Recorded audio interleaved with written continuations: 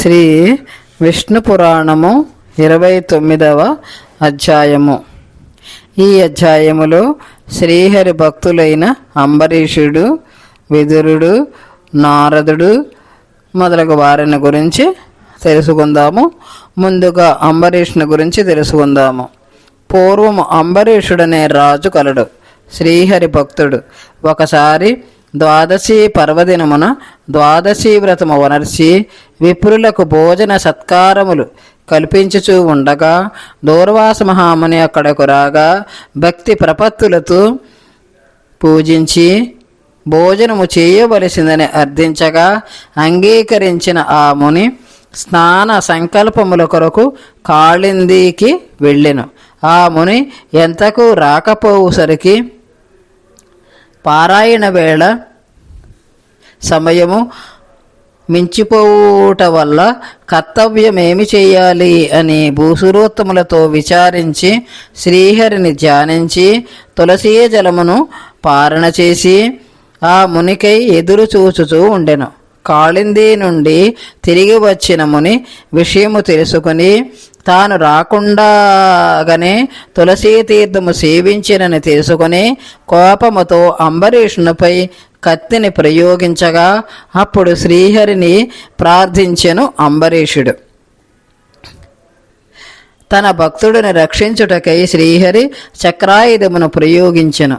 అది ఆ మునిని తరుముచూ ఉండగా భయముతో ఆ ముని బ్రహ్మ ఈశ్వరుని శరణు కోరగా వారు శ్రీహరి చక్రమును వారించుటకు ఎవరికీ సాధ్యము కాదు అని పలుకగా మరల ఆ ముని శ్రీహరి వద్దకు వెళ్ళి రక్షించమని కోరగా ఈ చక్రమును నేను కూడా వారింపజాలను, అంబరీషుడే రక్షించగలడు అని చెప్పగా అక్కడ నుండి ఆ ముని అంబరీషుని దగ్గరకు వచ్చి రక్షించమని కోరగా మనసున శ్రీహరిని ధ్యానించి చక్రమును తొలగిపొమ్మనమని అంబరీషుడు వేడుకొనగా ఆ చక్రము అదృశ్యమయ్యను.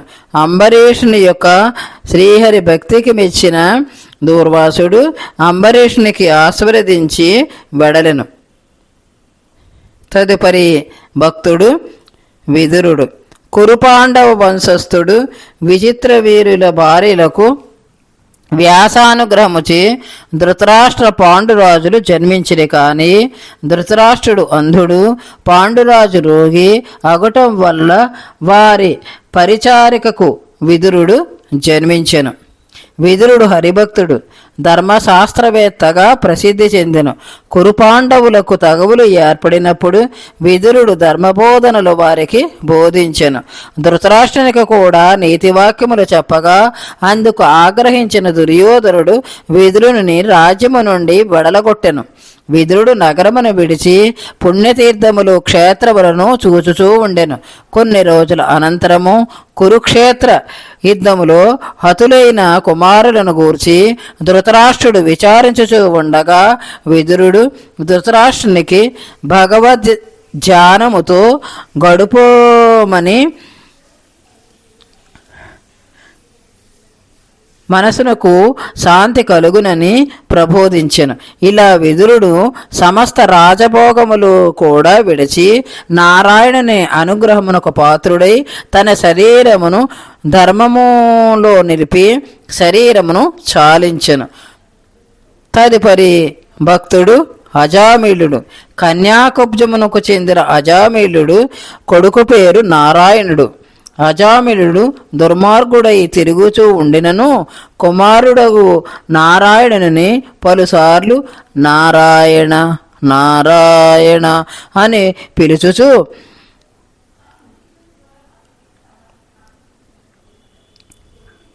చివరన సమయమున కుమారుని నారాయణ నారాయణ అని పిలిచి ప్రాణము విడిచట వల్ల విష్ణుభటులు విష్ణులోకమునకు తీసుకుని వెళ్ళిరి.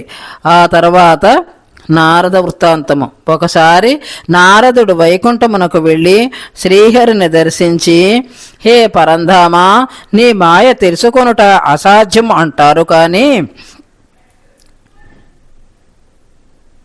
నా వంటి వారు నీ మాయను తెలుసుకొనలేరా అని ప్రశ్నించా. నారద, నా మాయను తెలుసుకొనుట సాధ్యము అవునా కాదా తెలుసుకుందామని నారదుడిని భూలోకమునకు తీసుకొని పోయాను శ్రీహరి. అక్కడ ఒక జలాశయమును చూపించి స్నానము చేసి రమణమనెను.